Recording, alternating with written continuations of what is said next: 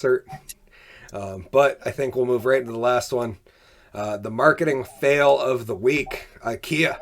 What the drunk were you thinking? And if you guys did not see this, this one killed me today when I saw it. I couldn't believe this was a real headline. I honestly thought it was Babylon Bee because those pop up on my news feed all the time, and every once in a while I get caught off guard and I'm like, oh my god, I can't believe that. But no, this was an actual news story we got here from WCAX3. IKEA stores Juneteenth menu of fried chicken and watermelon upsets staff. So on the first ever Juneteenth being a federal holiday, not that it was the first Juneteenth, but the first time it's a federally recognized national holiday, IKEA decided they were going to have their food menu be fried chicken, watermelon, mac and cheese, and a couple other things. I think there was meatloaf, candied yams, collard greens, potato salad. How did this get past the board? Like, how does this shit happen? Well, it seems like IKEA is slightly insensitive to the cause at hand. Where they're like, no, absolutely, we understand 100% what Juneteenth is, and that's why we're offering an entire menu: fried chicken, watermelon, maybe some grits. And that's what we're going to do for you guys. We love this holiday. I love soul food as much as the next straight white guy. Like it fills my belly with love. But the thing that I can't I wish I was in the meeting with that, because the guy who suggested it was some old racist and said it as a joke. Like, oh, Juneteenth, might as well have fried chicken and watermelon. And someone's like, that's a great job, Earl. What else should we have? Yeah. It's like maybe some collard greens and some tater salad. Oh, what else do them people eat? But to think that it got traction, absolutely crazy. I'm a little bit blown away. And this is a WCX article, but obviously written from Atlanta at WGCL. Employees and customers at the Atlanta IKEA store said the choices for its menu on Juneteenth were racially insensitive. IKEA says the menu was sent to employees Friday, including fried chicken, watermelon, mac and cheese, potato salad, collard greens, and candied yams. They say the food was going to be served to customers and employees to honor the perseverance of Black Americans in light of the Juneteenth holiday. You cannot say serving watermelon on Juneteenth is a soul food menu when you don't even know the history of. They used to feed slaves watermelon during slavery time, said an employee who did not want to be identified. They caused a lot of people to be upset, the employee said. People actually wanted to quit. Employees said 33 people called out of work, sparking an internal email response from the store manager on Saturday. Manager said she truly apologized if the menu came off as suggestive, and it was created with the best of intentions. Because what else do you say when you're fucking called out this bad? Oops, my bad. Sorry, guys. I'm just a dumb, ignorant redneck. Employees say the decision behind the menu should have included the voices of color first. None of the co-workers who sat down to create the menu. Nobody was black, the employee said. The store manager said the menu changed after the issue. They just delayed the Juneteenth menu by a day, thinking that, everybody who was upset stayed home on Juneteenth and wouldn't notice on Sunday, which just added insult to injury. The store manager shared the new menu, including meatloaf, mashed potatoes, collard greens, and cornbread. A picture taken by one of the meals showed what was served in the store the day after Juneteenth: fried chicken, mac and cheese, and greens, an employee said. Customers also felt the menu was insulting. But, which also raises the question, what were they supposed to do? Were they just supposed to throw out the food? Wait till Monday. That's a good point. But it's amazing to me that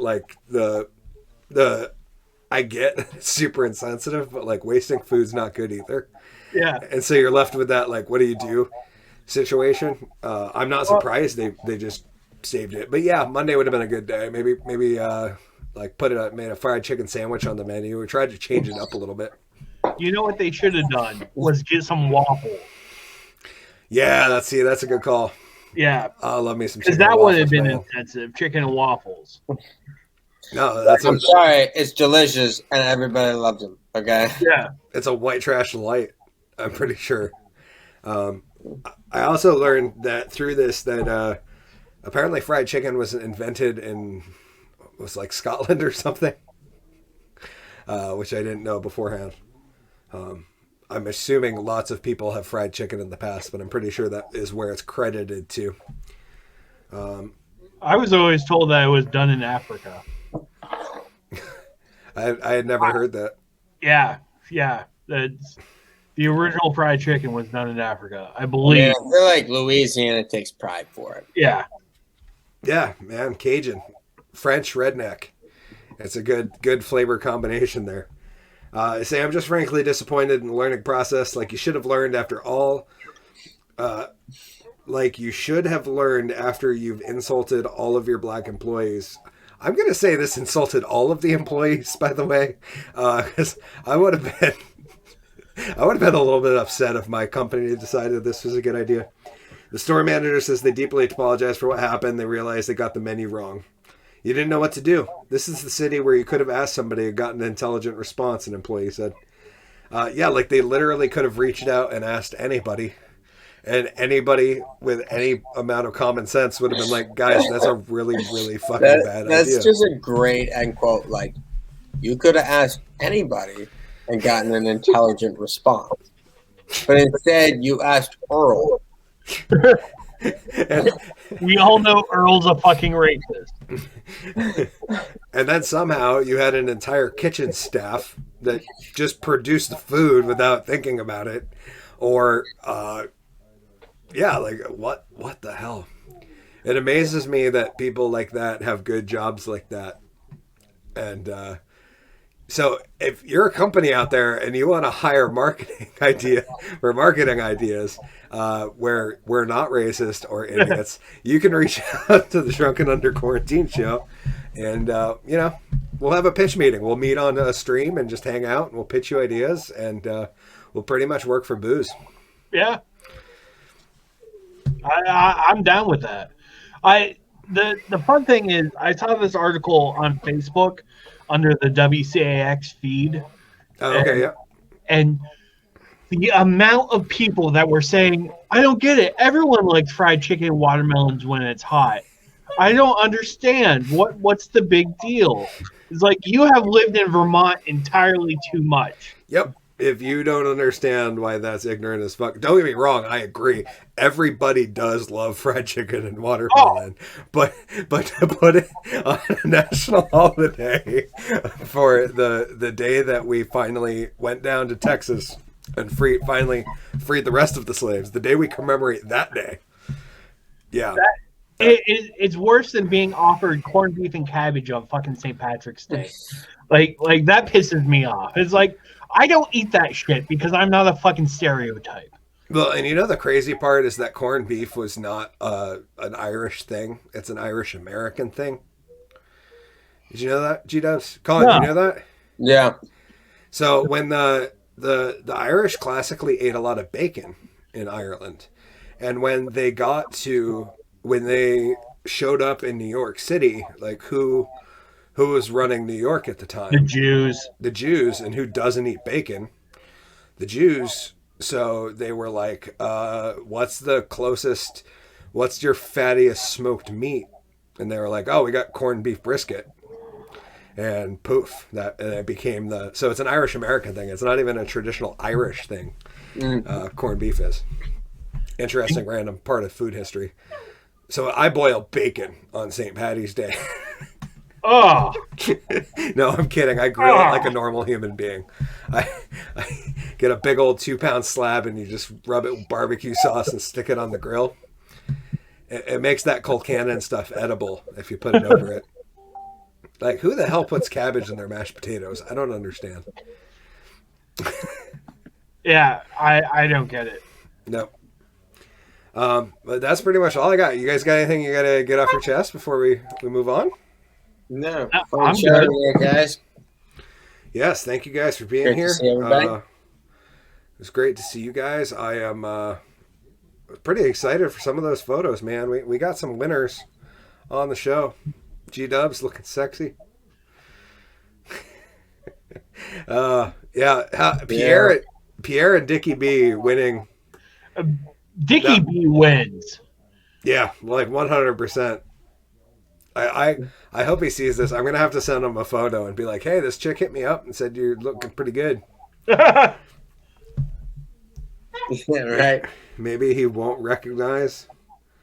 Although it looks like it did change the goggles a little bit, so he might not put it together. Who knows? Yeah. Anyways, that's all I got. Plugs? You want See to you go? guys here next week. Foley Kills a Podcast on Yeah. YouTube.